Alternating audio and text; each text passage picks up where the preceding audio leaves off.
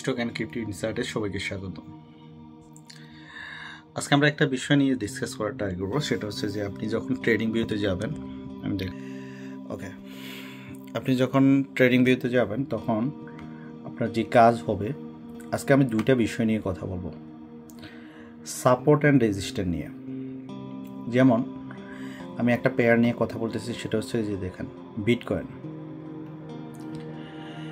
এখন বিটকয়েনের প্রাইস আপনি দেখেন, যখন সাপোর্ট লেভেলটা দেখেন, রেজিস্ট্যান্স আমরা যদি 15 মিনিটের চার্টটা ইউজ করি, এটা 15 মিনিট দেখেন, 15 মিনিট, আর এখানে দেখেন সে রেজিস্ট্যান্ট কয়বার টাচ করছে, সে রেজিস্ট্যান্টের উপরে ব্রেকআউট হয় না। দেখেন একবার, দুইবার, 3, 4, 5, যতবারই উপরে গেছে সে ট্রাই করছে উপরে যাওয়ার জন্য।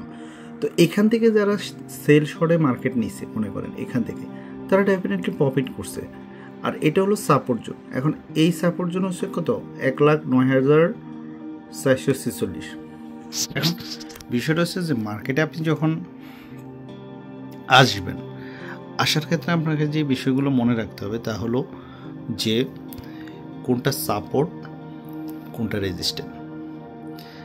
এখন আপনি যদি সাপোর্ট, যেমন আমরা বলি যে ট্রেডিংয়ের ক্ষেত্রে যেমন মিডল স্টেজে যারা ট্রেড নেয়, ধরেন এই স্টেজগুলোতে, যেমন এখন আছে কত, $1,09,965 বিটিসি প্রাইস। সো আপনি যদি এখানে ট্রেড নেন, এতে করে আপনি দ্বিধাদ্বন্দ্বের ভিতরে পড়বেন। দেখেন এখান থেকে মার্কেট যখন, আরেকটা বিষয় বলি, একটু পিছনে আসেন, আপনি যদি এখানে ট্রেড নেওয়ার পরেও স্টপ লস যদি উপরেও দিচ্ছেন, কিন্তু সে 10,000-এ গেছে, 1,10,000, কিন্তু দিন শেষে সে কিন্তু ডাউনে আসছে। ডাউন কত আসছে? 1,08,000।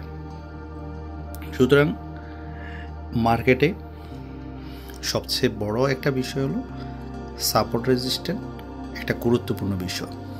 মার্কেটে আপনার হাজারো ইন্ডিকেটর আছে, আপনি দেখেন এখানে সার্চ করলে হাজারো ইন্ডিকেটর পাবেন, হাজার ইন্ডিকেটর পাবেন। সুতরাং আপনি মার্কেটে ইন্ডিকেটরের সরাসরি, কিন্তু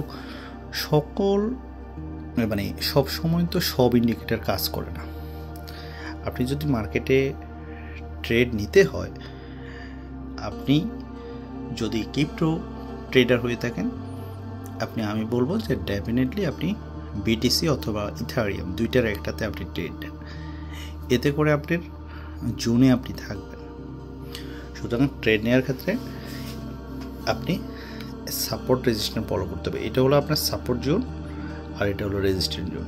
অর্থাৎ এটা নিচে, এটা যদি ব্রেক করে অনেক নিচে চলে আসবে, আর এটা রেজিস্ট্যান্স যদি ব্রেক করে, এটা অনেক উপরে যাওয়ার চান্স আছে। আমি এটা নিয়ে আরও অনেক ডিপলি কথা বলবো, আর যেহেতু আমি এখানে দেখাচ্ছি, এটা হয়তো অনেকে নাও বুঝতে পারে, কিন্তু আমি ইন ডিটেলস এটা নিয়ে কথা বলবো।